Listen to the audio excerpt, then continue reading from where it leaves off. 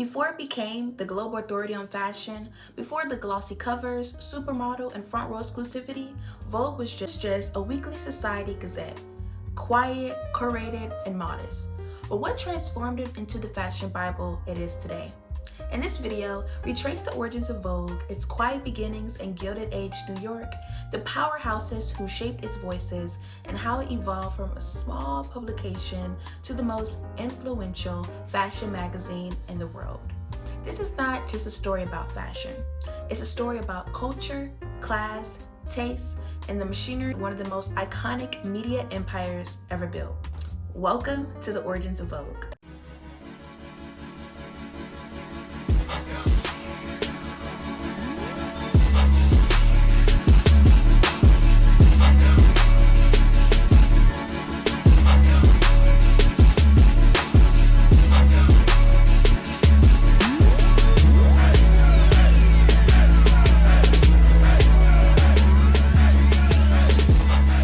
Before it was the world's most influential fashion magazine, before the supermodels, the September issue, or Anna Wintour's signature bob and sunglasses, Vogue was simply a New York weekly newspaper.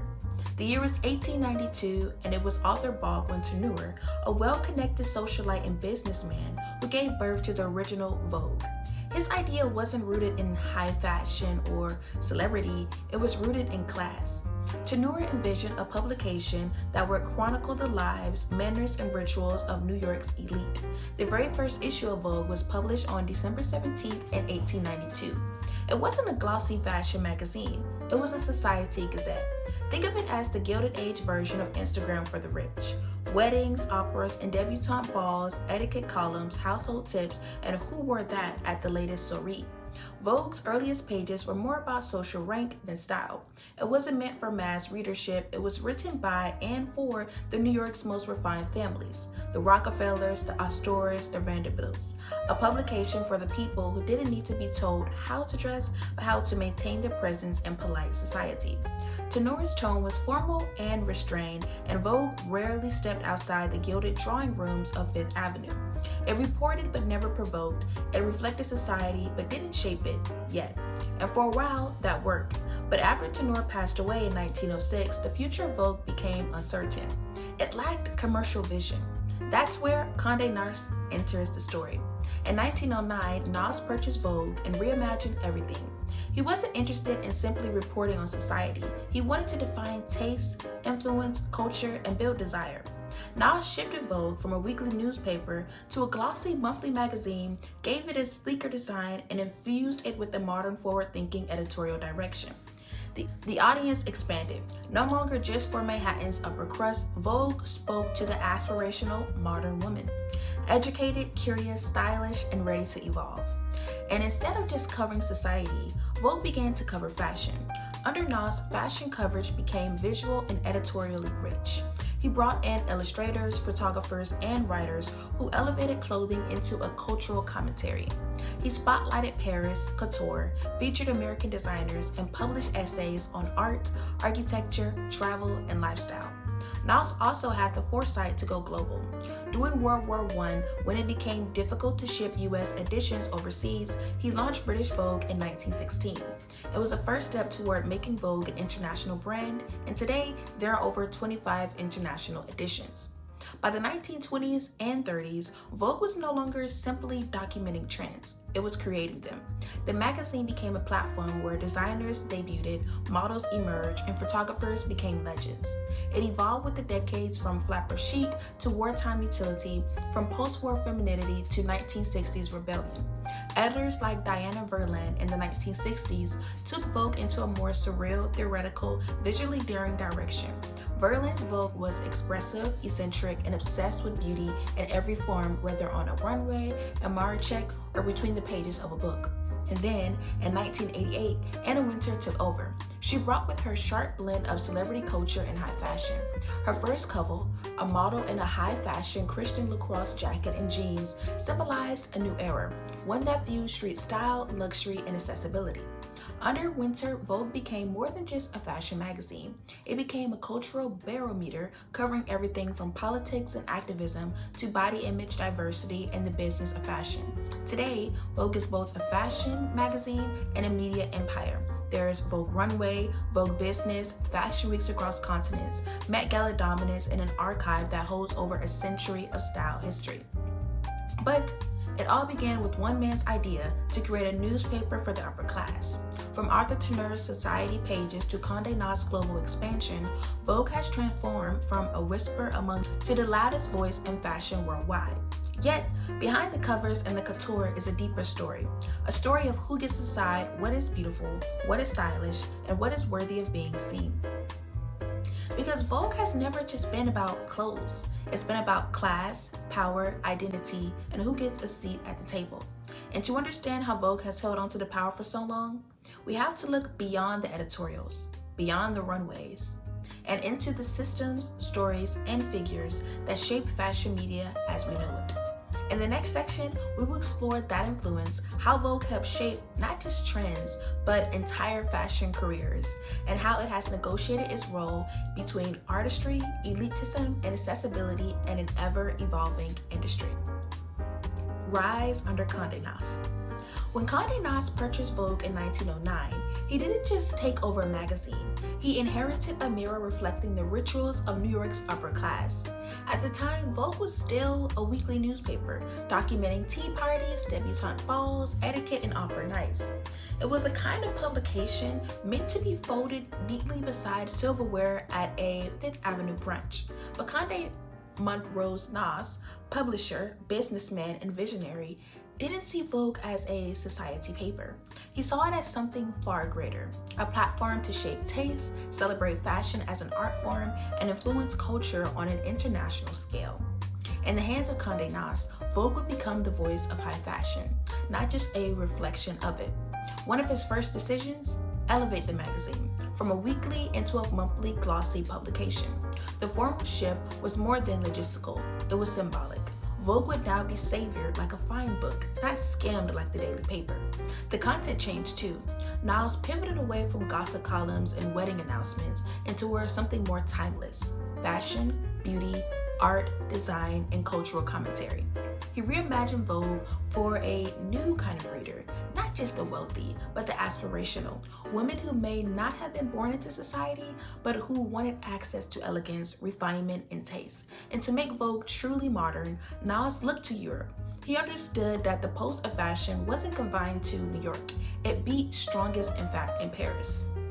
So, he hired European correspondents, sent writers and editors across the Atlantic, and began covering the haute couture houses in Paris and Milan. Vogue readers were now introduced to the silhouettes of Perret, the rebellion of Coco Chanel, and the glamour of Scott Pirelli, long before these names became iconic. But Nast didn't stop at fashion reporting. He pushed Vogue to include features on art, architecture, literature, and modern culture. It wasn't just about what to wear, but how to live beautifully. What you wore to the theater mattered, but so did what you read, where you traveled, and how you decorated your home. This was the birth of Vogue as a cultural tastemaker, not just a fashion authority, and the visuals had to match that ambition. Nast understood something few publishers at the time did: the power of imagery. He brought in artists and illustrators to elevate the covers. Vogue covers became miniature masterpieces, drawn, painted, stylized to perfection. Each issue looked and felt like art. But that was only the beginning. Condé Nast had another idea that redefined Vogue's reach forever. In 1916, during the height of World War I, global shipping routes between the US and Britain were heavily disrupted. American issues of Vogue couldn't reach their European readers on time.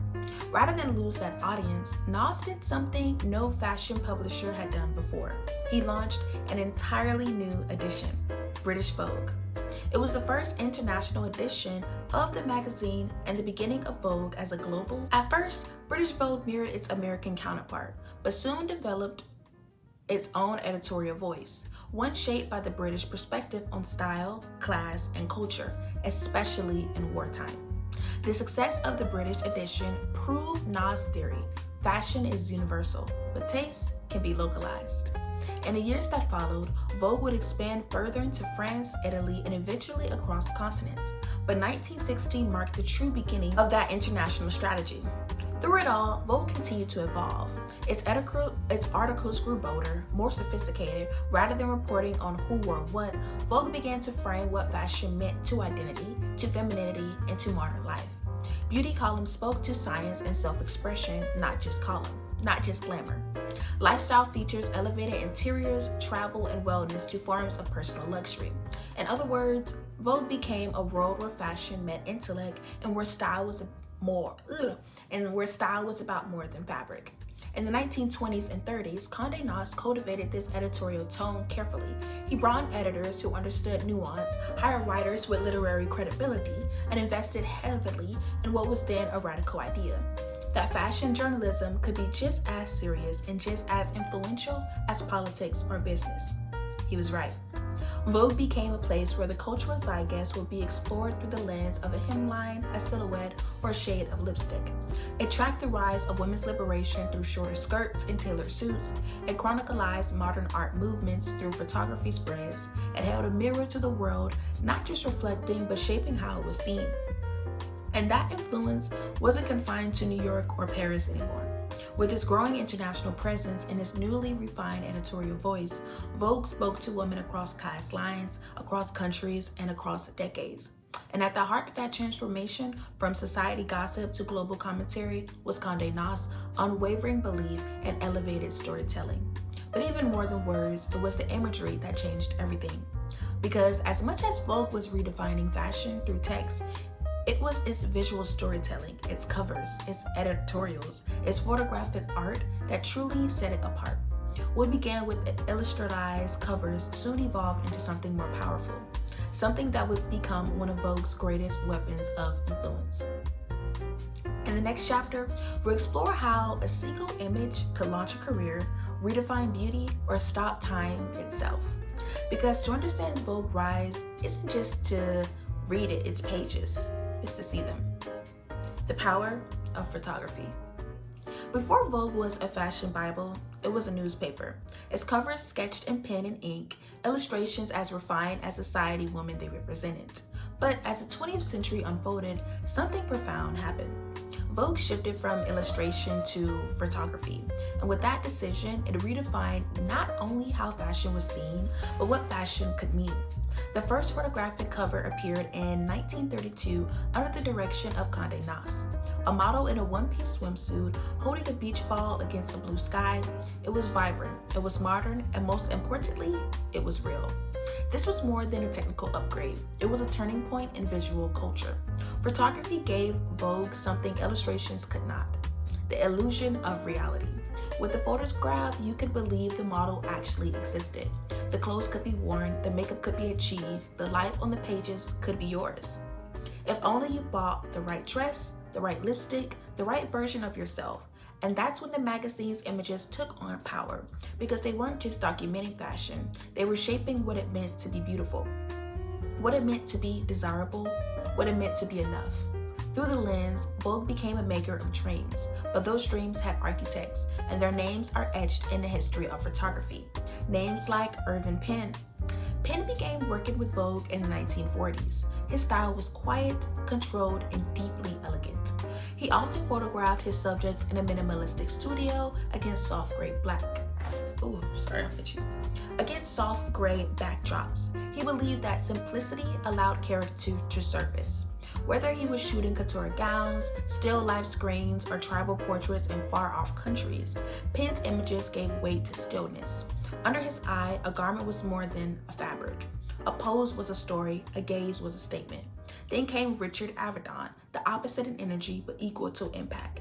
Avedon brought motion, vitality, and theatricality to fashion photography. His models leaped through city streets, danced on rooftops, twirled in gowns mid-air.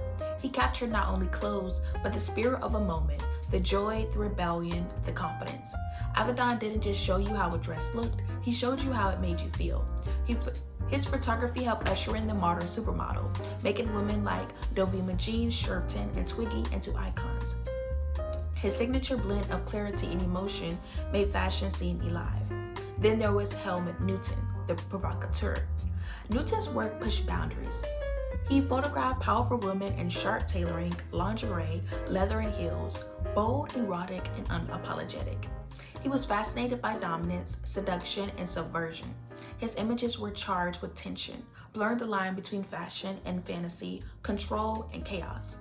Newton's work with Vogue wasn't about prettiness. It was about power, sexual, social, and visual. And then decades later, Anna Lavoxsky emerged as one of Vogue's most celebrated modern image makers. Coming from a background in documentary and celebrity portraiture, Leibovitz brought cinematic storytelling to editorial fashion. Her photos were rich, detailed, and theoretical, each one a mini-movie. Whether she was photographing Lupita in an African garden or Serena Williams posed like a Greek goddess, Leibovitz used fashion to tell human stories. She showed us beauty and strength, softness, and cultural depth. These four, Penn, Avedon, Newton, and Leibovitz, represent just a sliver of the talent behind Vogue's lens.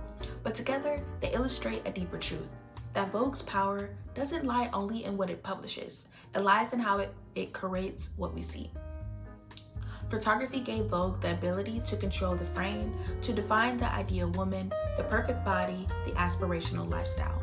Over time, the magazine cultivated a highly specific image of elegance: thin, tall, symmetrical, confident, but always composed. Through years of cover shoots and editorials, that image became aspirational and for many, unattainable.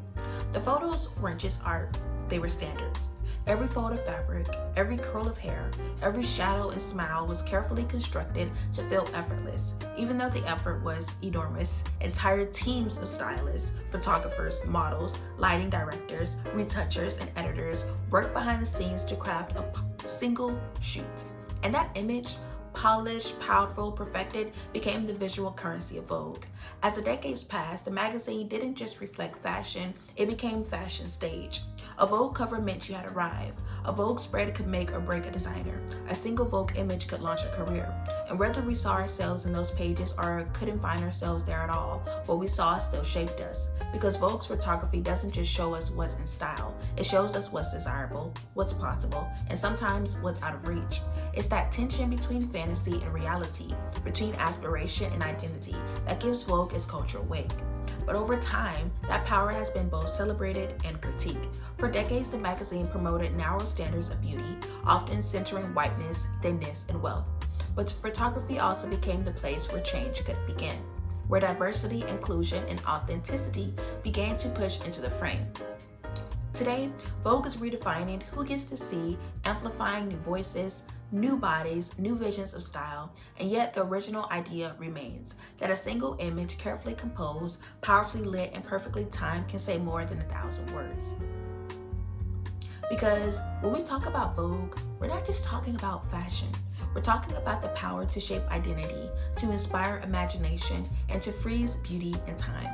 And no tool has done that more consistently or more dramatically than the camera. In the next section, we'll look closer at just how that visual influence operates, how the image became the engine of desire, and how Vogue's photography continues to define the face of fashion. Fashion and cultural editors who changed everything. If photography is Vogue's soul, then its editors are the heartbeat, pumping life, risk, and reinvention into every image. And while many hands have touched this magazine's history, 3 names rise to the top. Women whose tastes, instincts, and daring imagination reshaped the cultural landscape of fashion forever. The first, and perhaps most legendary, Diana Verlin. Verlin's influence began in 1936 when she joined Harper's Bazaar as a columnist. But it was a Vogue where her ideas exploded off the page. She didn't just report on trends, she invented them. Verlin's vision for Vogue was wild, surreal, and theoretical. She wasn't interested in what women wore on sidewalks. She cared about what they could imagine in their wildest dreams. She once said, "Give them what they never knew they wanted." And she did. Under her leadership, Vogue abandoned realism in favor of fantasy. Models didn't just pose, they performed. A woman wasn't just wearing a dress. She was riding an elephant in India, scaling the pyramids, lounging in Moroccan palaces, or running through Versailles at dawn. Diana Verlin turned the fashion editorial into cinema. She brought avant-garde and imagination into the mainstream, championing photographers like Richard Avedon and Irving Penn, and discovering rising stars like Twiggy, Versaka, and Lauren Hutton. And more than glamour, Verlin brought a radical point of view.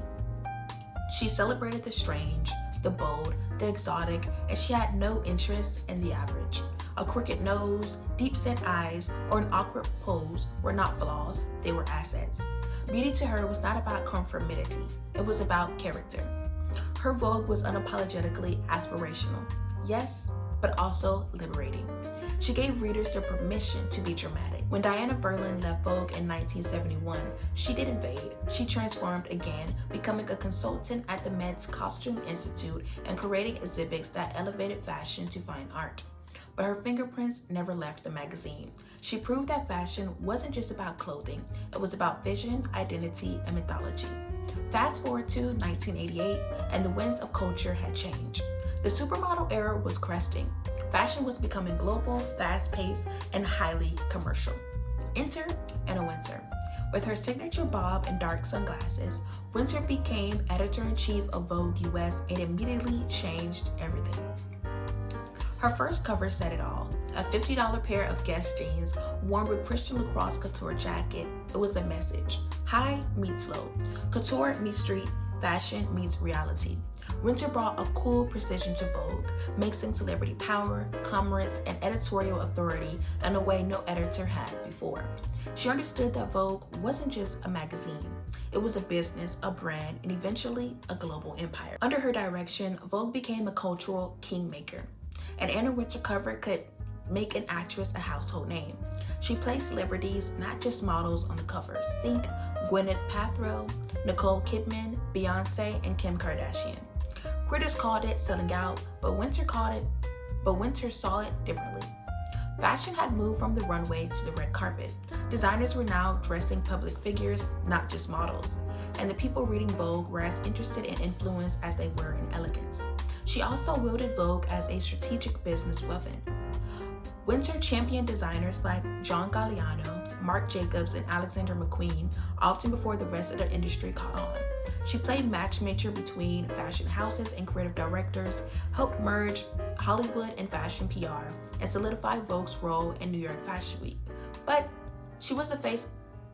while she was the face of the authority, Vogue's emotional heartbeat during this time was another woman, Grace Coddington.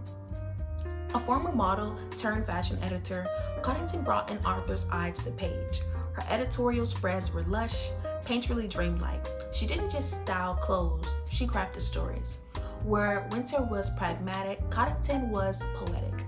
In one spread, she reimagined fairy tales, Alice in Wonderland and Dior, Little Red Riding Hood and McQueen. In another, she captured models in windswept fields, ball games trailing through wildflowers. Her visual narratives were often romantic, sometimes melancholy, always spellbinding. Coddington believed that fashion is fantasy, and the editorial space was her theater. Working closely with photographers like Steven Meisel, Annie Lubowski, and Peter Lindbergh, she shaped some of the most iconic images in Vogue's modern history. And while she operated largely behind the scenes, her influence ran deep. Designers respected her. Photographers adored her. Readers connected to the stories she wove. Even if they didn't always know her name, Coddington balanced the commercial turn of Vogue with an artistic core, ensuring that the magazine didn't just sell clothes, but cultivated emotion. Together, Wintour and Coddington were the yin and yang of fashion storytelling, one grounded in strategy and influence, the other rooted in imagination and heart. Their dynamic defined Vogue for nearly 3 decades until Grace stepped down in 2016. Yet her work remains a blueprint for what fashion can express. So, when we think about Vogue as more than a magazine, when we say it helped shape how we see ourselves,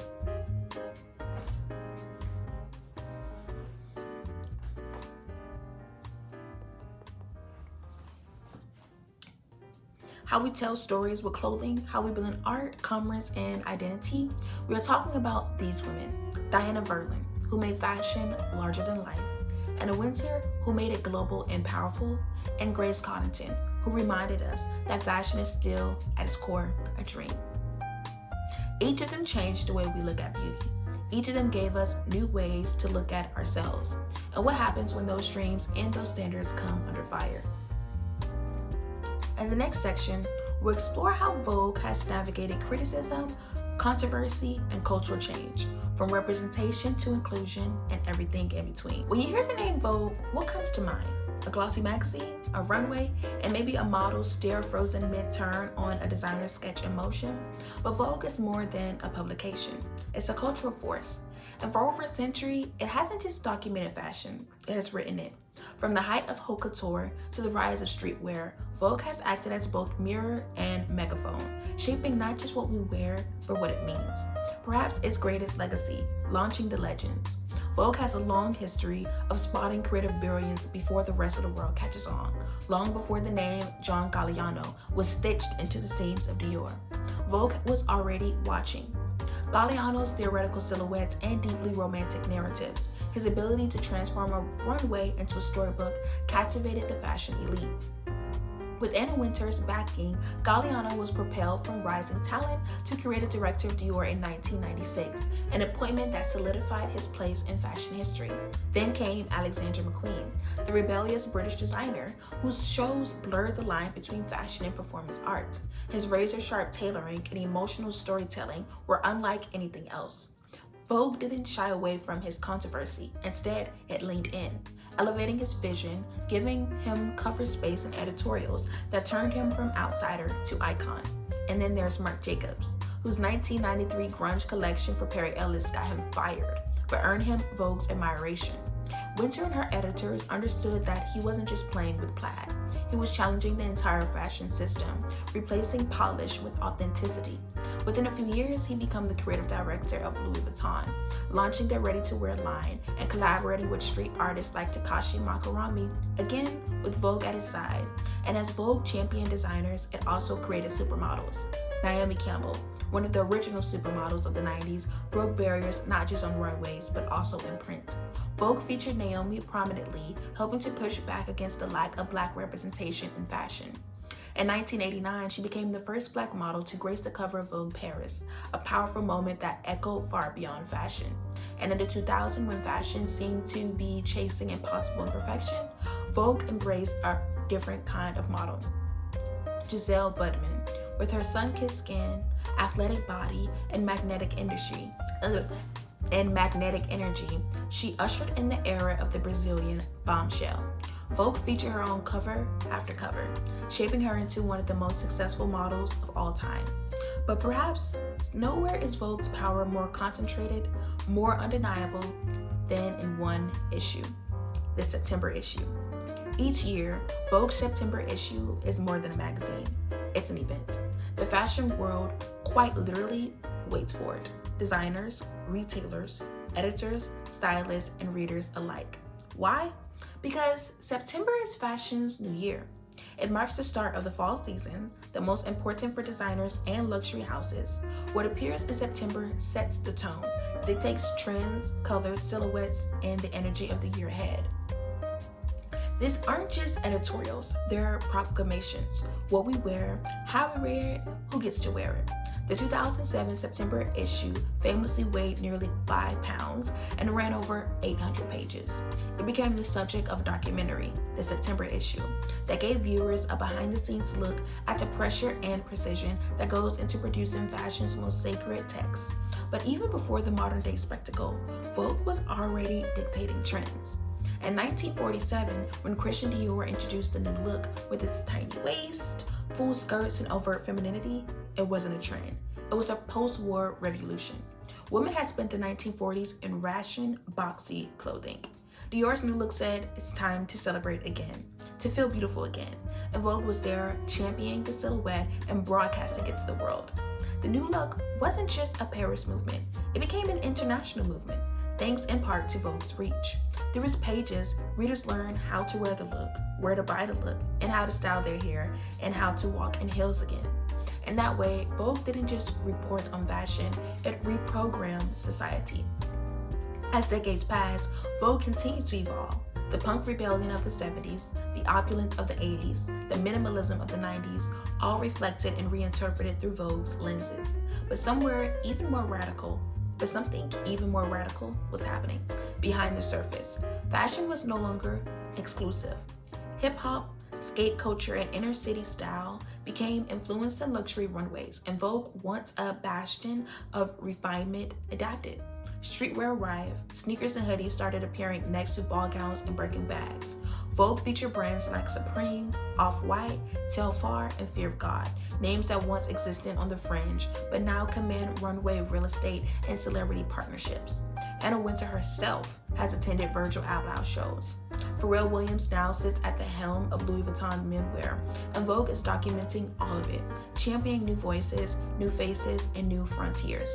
From Dior's hyper-feminine elegance to the rise of hood by air street style, Vogue has remained a barometer of taste, even as the meaning of taste evolves. And its influence doesn't stop at clothing. Vogue shapes language, values, identity.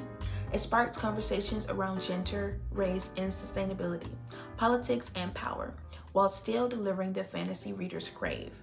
What Other magazine can do both? Vogue tells us who's in, who's next, and at times, who's over. It's both oracle and observer, anchored in the industry yet turned to the world. Through every shift, from corsets to crop tops, couture to combat boots, Vogue has remained fashion's final word. Not because it tells us what to wear, but because it shows us what's possible when style meets substance. Of course, none of this influence would be possible without the power of imagery, because while words can inspire, it's the photographs that stay blurred into memory. In the next chapter, we'll return to the lens, the power of a photograph, the myth-making magic behind Vogue's most iconic images, and the photographers who shaped the world sees beauty. Global expansion. What began in New York City as a small society paper soon grew into a global fashion empire.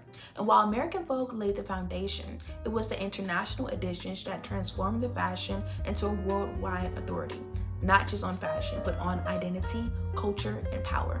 Today, Vogue is published in over 25 countries, with each edition tailored not just to local trends, but to the very soul of a nation. These editions are not translations, they're reinterpretations. Let's begin where fashion itself is practically a birthright. France. Vogue Paris, now known as Vogue France, was the first international edition. Launched in 1920, it quickly distinguished itself with a bolder, more sensual voice, embracing French ideals of elegance, artistry, and rebellion. Under editors like Corinne Rothfield, Vogue Paris pushed boundaries with provocateur imagery, minimalistic styling, and high-octane glamour. It wasn't just about clothes, it was about attitude. A cigarette in hand, a pout, a challenge in the eyes.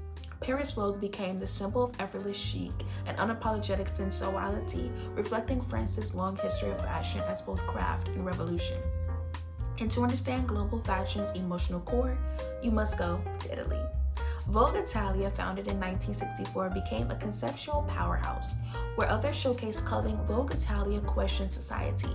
It featured haunting, surreal, and sometimes controversial images that blurred the lines between fashion and fine art. Under the legendary editor Franca Susani, the magazine didn't shy away from politics. Issues like oil spills, war, plastic surgery, and race were brought into the fashion conversation. Most notably, in the groundbreaking all-black issue of 2008, which featured only Black models and challenged the industry's lack of diversity. In Italy, fashion isn't just an aesthetic, it's philosophical. Vogue Italia made sure the world understood that Vogue Italia made sure the world understood that. Then there's Vogue Japan. Launched in 1999, a country where tradition meets futurism. Japan's fashion identity is rooted in precision, innovation, and contradiction. You see Camino-inspired silhouettes next to cyberpunk aesthetics. Designers like Rei Kawakubo and Yohji Yamamoto reject conventional beauty and embrace deconstruction, often turning garments into abstract sculpture. Vogue's fashion honors this with editorial direction that is clean, controlled, but visually striking, often marrying Japanese cultural symbolism with bold Western styling. In a society known for restraint, Vogue Japan celebrates the quiet power of individuality. And what happens when Vogue enters regions where fashion has long been censored, controlled, or politicized? Enter Vogue Arabia. Launched in 2017, the Middle East was long overlooked by Western fashion, but Vogue Arabia changed that narrative. The magazine reflects a world where modernity and tradition intertwine.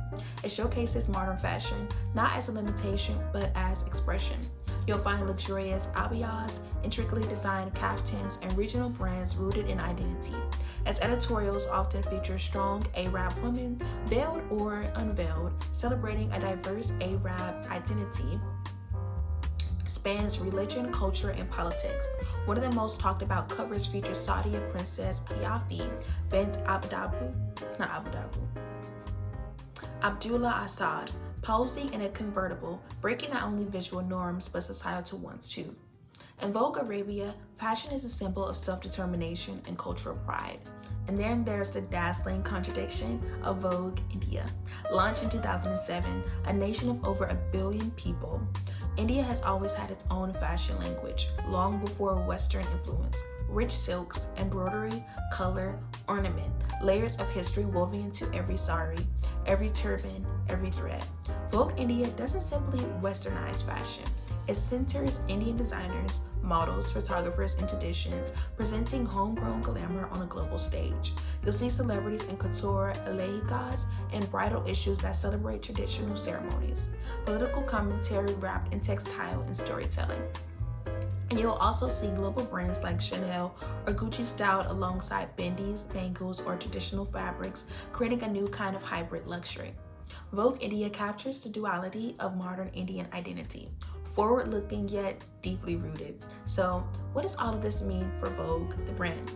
These international editions are more than subsidiaries. They're cultural translators, bridging local narratives with global aesthetics. In fashion, Vogue exudes confidence and seduction. In Italy, it challenges power and beauty. In Japan, it explores restraint and radicalism. In Arabia, it reclaims identity through elegance. In India, it honors heritage while reinventing the future. Together, they form a fashion atlas, a map of how style intersects with politics, faith, feminism, identity, and rebellion. And they've made Vogue not just a global publication, but a global language. Through this network of editors, stylers, photographers, and creatives around the world, Vogue doesn't just adapt, it absorbs. It listens to the culture, reflects the tension, the expression, its transformation through imagery, text, and texture. In doing so, it allows readers to see the world through someone else's eyes. One silk sleeve, one hijab, one silhouette at a time. Of course, the cultural expansion raises questions too. How do you localize a global brand? How do you respect tradition without becoming static? And perhaps most importantly, in a time of digital content overload, does print still hold power? The answer lies not just in the words, but in the images. Images that don't just show fashion, but shape reality. Because in every corner of the globe, it's not just what you wear, it's what it represents. And no one captures that better than Vogue. From New York to New Delhi, Paris to Tokyo, Vogue is more than a passport. It's a mirror of global desire, a reflection of what's changing, what's content, and what's next. Pop culture, film, and documentaries. Few brands have descended their industry to become cultural icons quite like Vogue. It's more than a magazine. It's a symbol of aspiration, style, and power.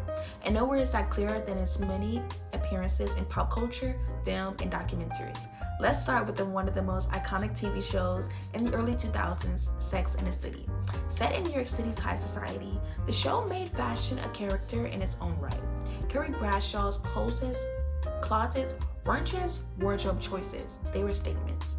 Vogue was referenced, often reflecting its role as the ultimate arbiter of style and sophistication.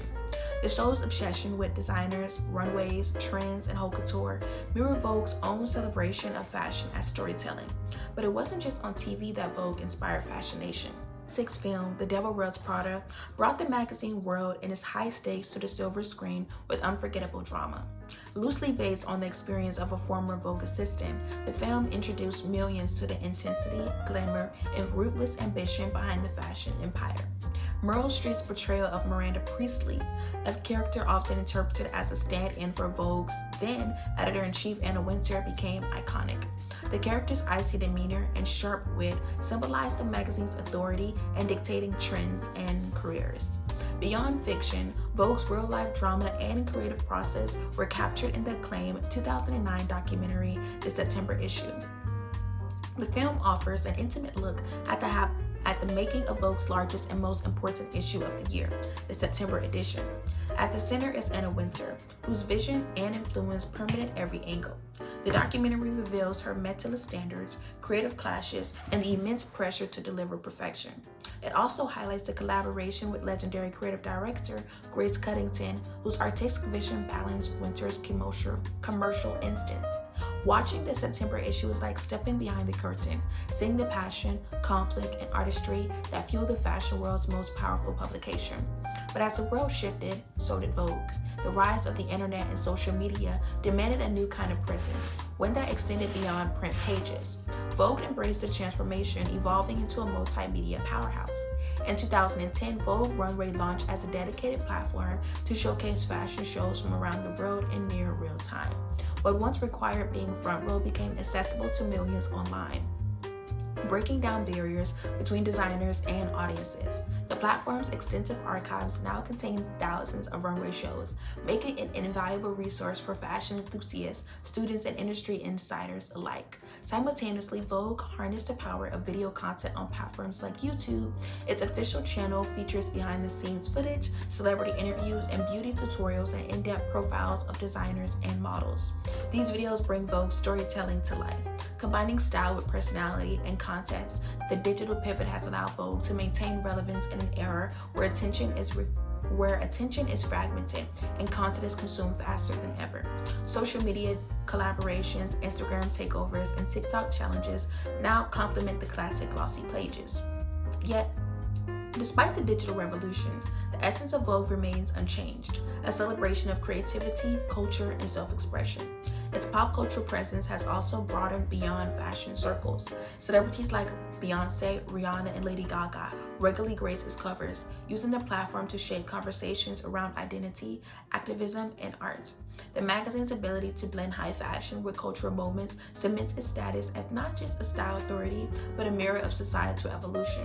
So from the glitzy streets of Manhattan to the clicks of smartphone screens, Vogue continues to captivate and inspire. Whether you're watching a character riff on in Sex and the City, launching the cutthroat world of the Devil Wears Prada, or getting a front row seat on your phone through Vogue Runway, the magazine's influence is undeniable. As the lines between print, film, and digital blur, Vogue proves it can adapt while still commanding respect as a fashion bible of the generations past and present. And as we look ahead, one question remains: how will Vogue continue to evolve in a world that never stops changing? That's my take on the origin of Vogue. As always, don't forget to like, comment, subscribe, and turn on those post notifications.